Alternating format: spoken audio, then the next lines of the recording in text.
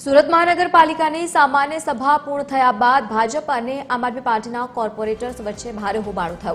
સામાન્ય સભા બાદ સુરત મહાનગરપાલિકાની કચેરીમાં યુદ્ધ જેવો માહોલ સર્જાયો હતો। હોબાળા બાદ ઉગ્ર બોલાચાલીના દ્રશ્યો પણ સામે આવ્યા। આ દરમિયાન આમ આદમી પાર્ટીના કોર્પોરેટર મહેશ અણઘરનું લેપટોપ તૂટી જતા મામલો વધુ વિચકાઈ ગયો હતો। આમ આદમી પાર્ટીએ આરોપ લગાવ્યો છે કે ભાજપના કોર્પોરેટરે આ લેપટોપ તોડ્યું છે, કારણ કે તેની ડિસ્પ્લે પણ ભાજપની નિષ્ફળતાને દર્શાવવામાં આવી હતી। સ્થિતિ એટલી હદે વણસી ગઈ હતી કે આમ આદમી પાર્ટીના કુંદન કોઠિયા અને ભાજપના ઉર્વશીબેન વચ્ચે હાથાપાઈ થતા રહી ગઈ, જ્યારે ભાજપના કોર્પોરેટર બ્રિજેશ ઉનડકટ અને કુણાલ સેલરે વળતો આક્ષેપ પણ કર્યો।